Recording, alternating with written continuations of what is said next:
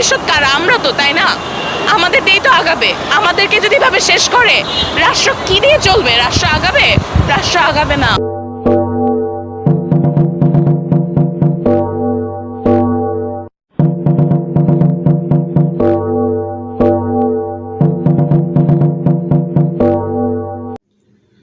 আসসালামু আলাইকুম।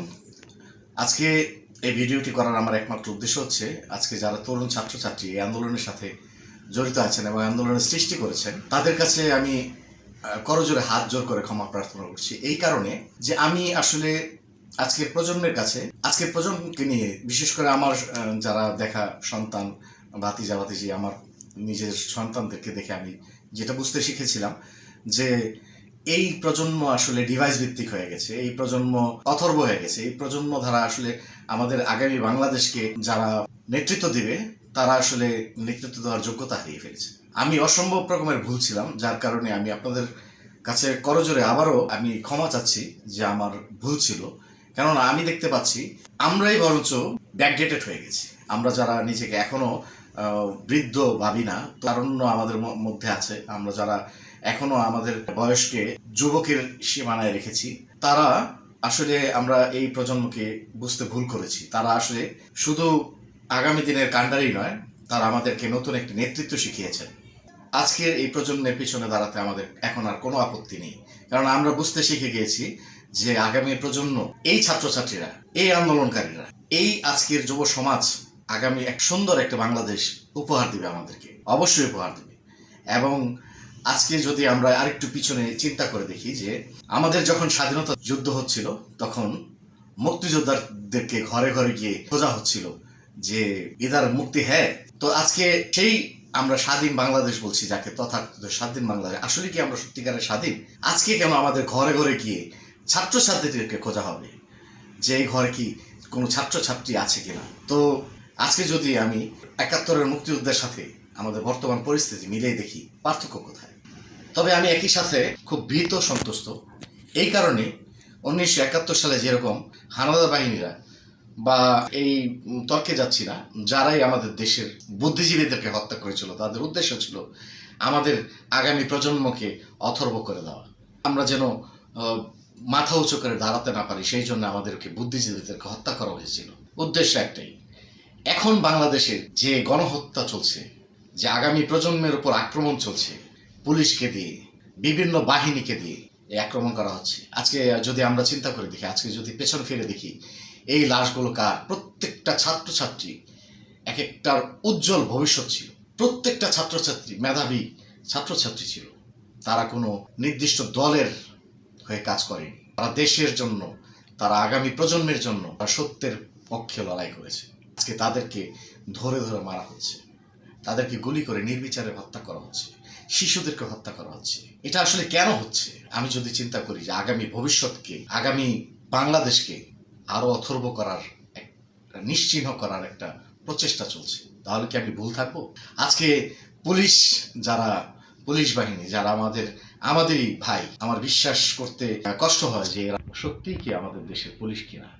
আমার সাথে কিছু বন্ধু বান্ধবের কথা হয়েছিল, তারা অনেকেই বিশ্বাস করতে চাচ্ছে না, বলছে যে না, এরা আমাদের দেশের পুলিশ হতেই পারে না, এদের ভিতরে অন্য কোনো পোশাক পরে তারা আমাদের ছাত্রছাত্রীদেরকে গুলি করেছে। আমিও বিশ্বাস করতে চাই। তো সেই জন্য পুলিশ ভাইদের কাছে আমার অনুরোধ থাকবে, আপনারা যদি সত্যি আমাদের বাংলাদেশের পুলিশ হয়ে থাকেন, আপনারা যদি আমাদের বাংলাদেশের বিজিবি হয়ে থাকেন, আপনারা যদি বাংলাদেশের সৈনিক হয়ে থাকেন, অবশ্যই আপনারা এই আন্দোলনের সাথে শরিক হন। আপনারা আপনাদের পুলিশের ইউনিফর্ম খুলে রাখুন, আপনাদের পুলিশের কর্ম থেকে বিরত থাকুন।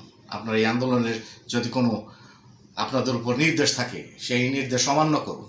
আপনারা বলুন যে আমরা এই ছাত্রদের উপর গুলি চালাবো না, লাঠিপেটা করবো না, তাদেরকে অ্যারেস্ট করবো না। এতে যদি আপনার চাকরি চলে যায়, কি হয় তাতে? তবে হ্যাঁ, আমি এটা বলতে পারি, যদি এই সরকার আগামী দিনে পতন হয়, আপনারা অবশ্যই আপনাদের এই কর্মের জন্য আপনার সম্মানিতভাবে আপনারা চাকরি ফিরতে পারেন।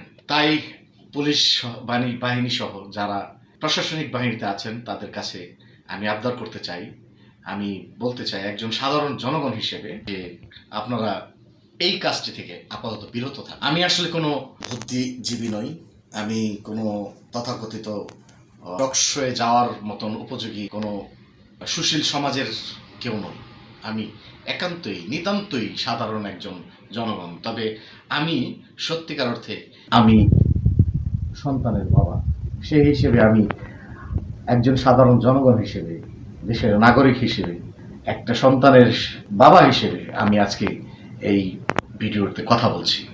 তারই সাথে আমি বাংলাদেশের প্রতিটা রাজনৈতিক সংগঠন যারা আছেন, আমি কোনো নাম বলতে চাই না, আপনারা ইলেকশনের আগে দেখেছি 10 লক্ষ লোক আয়োজন করেছেন, 20 লক্ষ লোকের আয়োজন করেছেন, বিভিন্ন জায়গায় জায়গায় আপনারা মহাসমাবেশ করেছেন, না খেয়ে 3 দিন 4 দিন সারা বাংলাদেশের যানবাহন বন্ধ করে দেওয়া হয়েছিল। আপনারা জায়গায় জায়গায় অবস্থান নিয়ে না খেয়ে বিস্কিট রুটি খেয়ে আপনারা সমাবেশ করেছিলেন। কোথায় আজকে দেশের ক্রান্তি লগ্নে যখন নতুন প্রজন্ম ছুটে এসেছে বাংলাদেশের, এই সময় কি আপনারা বাংলাদেশে থাকতে পারতেন না?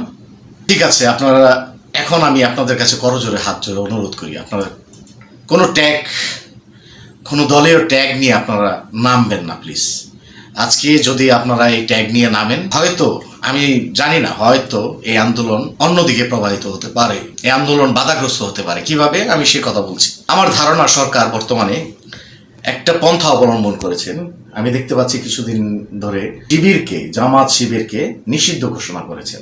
এই সময় জামাত শিবিরকে নিষিদ্ধ ঘোষণা করার কারণ কি?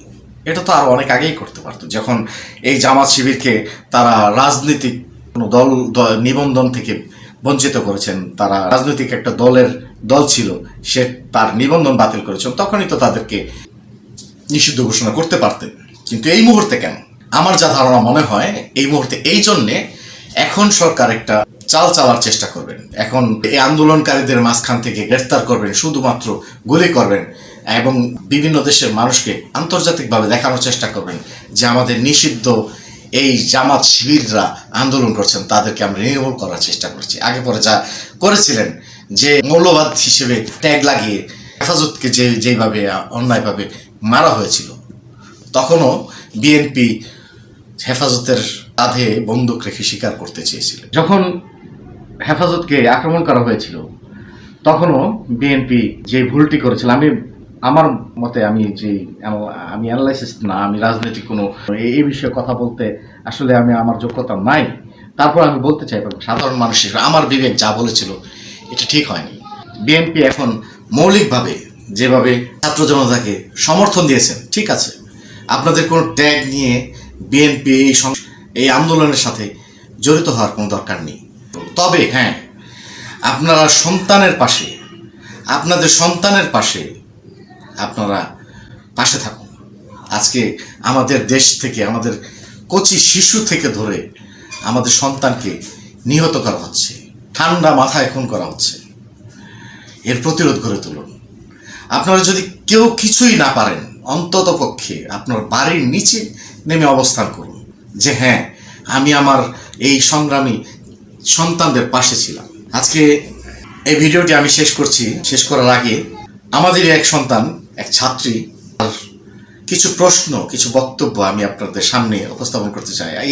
এই প্রশ্নগুলোই আমার হৃদয়ে গলিবিদ্ধের মতন বেঁধেছিল। এই প্রশ্নের উত্তর কিভাবে দিব আমি জানি না। আমি এখানে বাঁচতে আসি নাই, আমি এখানে আমার ভাইদের জন্য লড়াই করতে আসছি। কারণ এখনো আমার অনেক ফ্রেন্ড ভাটারাতে আটকা, এখনো আমার অনেক ফ্রেন্ড ধানমন্ডিতে আটকা, এখনো আমার ফ্যামিলি যেখানে থাকে তার উপর দিয়ে হেলিকপ্টার চলতেছে, যেটা শুটিং রেঞ্জ 1000 কিলোমিটার থেকে আছে, যেটা 600 কিলোমিটার পর্যন্ত থাকে। হেলিকপ্টারের পিছে টেইলের নাম্বার থাকে। আপনারা ওই নাম্বারটা দিয়ে যদি চেক করেন, আপনারা দেখবেন কয়টা রাউন্ড দেওয়া হয় প্রত্যেকটা দিন হেলিকপ্টার দিয়ে। এই রাউন্ডগুলো কেন দেওয়া হচ্ছে? আমরা কি অপরাধী? আমরা কি ক্রিমিনাল? আমরা কি টেরোরিস্ট? আমরা টেরোরিস্ট না, আমরা স্টুডেন্ট। আমরা শান্তিপূর্ণ একটা কিছু চাইছিলাম। 1 কোটার জন্য এত লাশ কেন? 150 জন আপনারা বলতেছেন, ঠিক আছে 150 জনই মারা গেছে, এই 150 জনের জাস্টিস আগে দেওয়া হোক আমাকে। যতগুলো মৃত্যু হয়েছে, যেগুলো আননেম, যেগুলোর কোনো নাম নিশানা নাই, যে লাশগুলো দাফনও হয়েছে কিনা ঠিক মতো আমরা জানি না, তারপরে সেগুলো নিয়ে কথা হবে। আগে 150 জনের জাস্টিস দেওয়া হোক। আর পুলিশ যদি গুলি না করে থাকে, গুলি কারা করছে তাহলে? স্টুডেন্টরা গুলি করছে? আমরা কি নিজেরা গুলি করছি? বাচ্চাগুলো কারা মারছে? আমরা মারছি? কে করছে? আপনারা সবাই সত্য জানেন। আমরা কি আইন শৃঙ্খলা কোনো ভঙ্গ করেছিলাম? আমরা কি কিছু করেছিলাম? কোটা শুরু হয়েছে জুলাইয়ের 1 তারিখ থেকে। তখন থেকে কি আমরা কোনো ধরনের আপনারা কি কোনো কিছু ফেস করছেন? আপনারা কোনো ঝামেলা ফেস করছেন? আমরা কাউকে হার্ম করছি? আমরা কোনো আইন ভঙ্গ করি নাই। কোনো no law was broken, nothing ওয়াজ ডান রং। আমরা ঠিক ছিলাম। আমাদের একটাই দাবি ছিল, অনৈতিক ছিল 56% কোটা। আমরা বাকিরা কি চাকরি করব না? আমি না হয় প্রাইভেট ইউনিভার্সিটির, আমার না হয় একটা ফিউচার আছে, হয় আমি দেশের বাইরে চলে যাব, ঠিক আছে।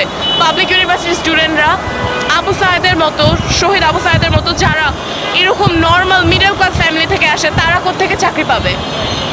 চাকরি না দিবে চাকরি না দিবে ভাত না দিবে কোনো নিরাপত্তা। মানুষ খালি হয়ে যাচ্ছে কারণ পুলিশের আশঙ্কা। এতটা ভয় পাই আমরা পুলিশদের। আমাদের হাতে কোনো কিছু নাই, আমাদের ব্যাগে কোনো কিছু নাই। আমরা তো ভবিষ্যতেই, এই দেশের ভবিষ্যৎ কারা? আমরা তো, তাই না? আমাদের দিয়েই তো আগাবে। আমাদেরকে যদি ভাবে শেষ করে, রাষ্ট্র কি দিয়ে চলবে? রাষ্ট্র আগাবে? রাষ্ট্র আগাবে না। তাই আমি নতুন প্রজন্মের কাছে করজোড়ে হাত জোর করে ক্ষমা চাচ্ছি। আজকে মুগ্ধ একটি নাম হয়ে রয়েছে, এক ফুটো পানির জলের নাম মুগ্ধ। আজকে 3 বেলা যখন আমি খাবার খাচ্ছি, যখন আমি এক গ্লাস পানি সামনে নিয়ে বসেছি, পানিটা আমার গলা দিয়ে যাওয়ার সময় মুগ্ধের কথা মনে পড়ছে। এদের কাছে আমরা কিভাবে এদের ঋণ আমরা ফেরত দেব? এদের কাছে আমরা কি জবাব দেব? আজকে আপনাদেরকে ভিডিওটি শেষ করার আগে আমি ইস্ট ওয়েস্ট ইউনিভার্সিটির ইংরেজি বিভাগের শেষ বর্ষের একজন ছাত্র নাফিজ ইমতিয়াজ শীষ, তার একটি কবিতা দিয়ে শেষ করছি। সে এই কবিতাটি মুগ্ধকে ডেডিকেট করেছেন। তো আমি এই কবিতাটি আসলে কেন পড়ছি সেটা হচ্ছে, এখনকার প্রজন্মের ছেলেরা কবিতা লিখতে শিখে গেছে, তাদেরকে আর দমানো কোনোভাবেই সম্ভব। হাঁকে ডাকে দিয়েছে যে জল, ঘাম জড়ানো শরীরে উপড়ে ফেলো অরাজকতার মূল আছে যেটা গভীরে। চোখ জোড়া যেন ঘৃণায় ভরা, বুকে ঠাসা শুধু আগুন। নীল আকাশে আজ লাল হয়েছে, শ্রাবণে এলো ফাগুন। রক্তে আজ লাল হয়েছে আমার ভাইয়ের মাথা, মৃত্যুর মিছিলে নাম লেখালো মুড়িয়ে পতাকা নামক গাথা।